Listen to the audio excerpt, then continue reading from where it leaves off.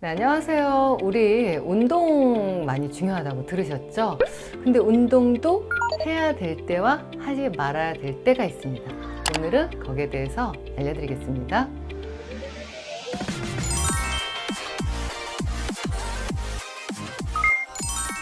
요즘 운동하면 또 근육하면 근감소증 얘기를 안 드릴 수가 없는데요.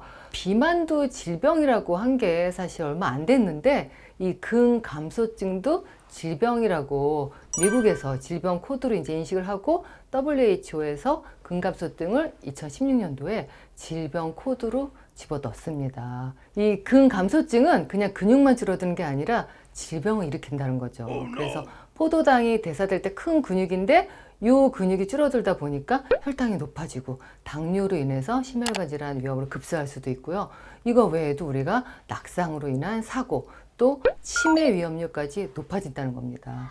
그래서 우리가 사실 100세 시대라고 하는데 우리나라 평균 수명이 뭐 남자 여자 다르지만 합해서 82.4세라고 그래요. 그런데 여기서 질병으로 앓고 있는 시간이 바로 17.5년이라는 거죠. 그러니까 이 안에 건강하게 정말 내 수명껏 건강하게 살려면은 제일 중요한 게 근육이라고 해도 과언이 아닌데요.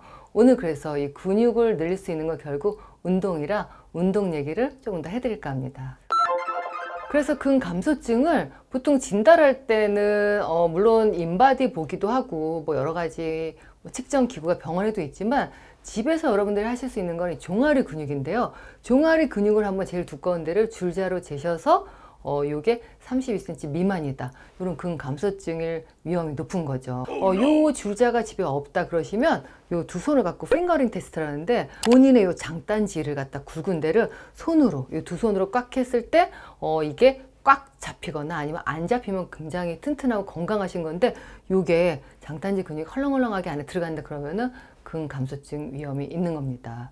그래서 결국 근감소증을 예방하려면 우리가 근력 운동하고 뭐 우리가 운동 꾸준히 하면서 단백질 섭취를 잘 하는 건데요.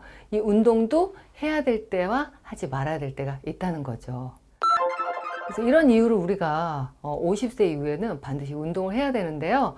운동도 해야 될 때 하지 말아야 될 때는 사실 아침 운동과 저녁 운동을 좀 구분할 수가 있는데요.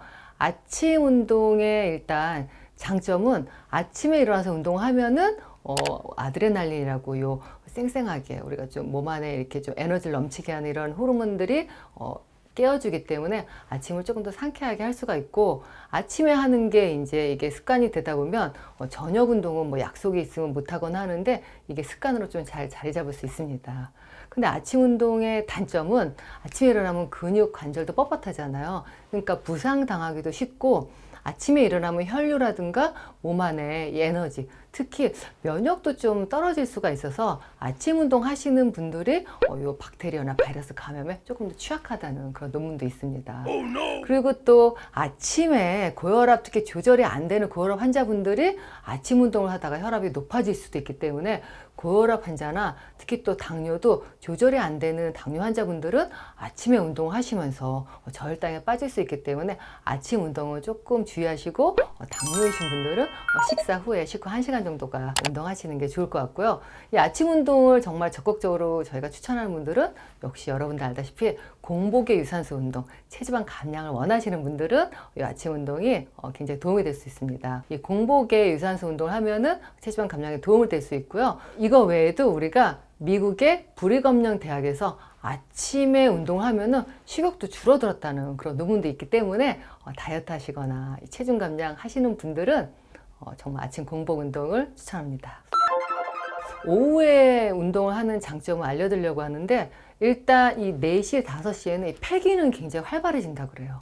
그래서 이 4, 5시에 운동하면은 그만큼 안에 우리가 산소 소비량도 좋아지고 또 요 한 6시 이후에는 체온이나 호르몬이 제일 활발할 때이기 때문에 이때 운동을 하면은 조금 더 아침에 운동할 때보다 강도가 좀 있는 운동을 해도 부상 위험도 없고 운동도 훨씬 더 대사가 잘 될 수 있고요.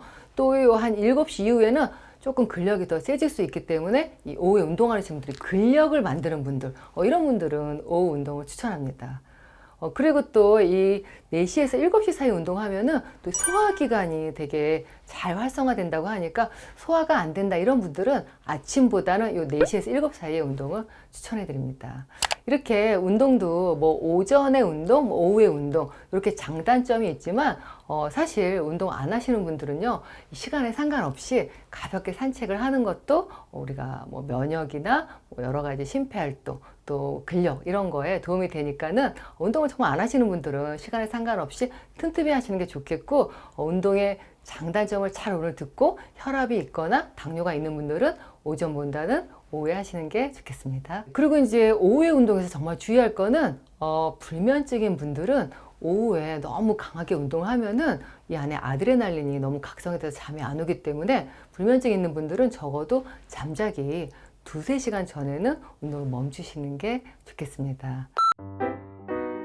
제가 뭐 오전 운동 또 뭐 오후 운동의 장단점을 나열해 드렸지만 결국은 운동은 어느 때나 해도 우리가 늘 건강의 기본 주춧돌이 되니까 운동을 틈틈이 하시는 걸 생활화하고 아까 말씀드린 대로 본인이 질병이 있는 분들은 본인의 적합한 시간에 운동하시기 바랍니다. 감사합니다.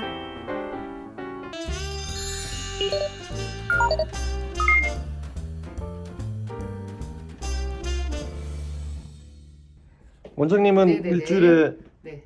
얼마 정도 운동하세요? 저는 일주일에 한 4일에서 5일 정도 뭐 약속 있는 날 빼고 거의 매일이라고 할 수 있는데요. 30분 근력 운동, 30분 러닝머신 이렇게 제 나름대로의 좀 기본적인 그 룰을 갖고 운동을 하고 있습니다.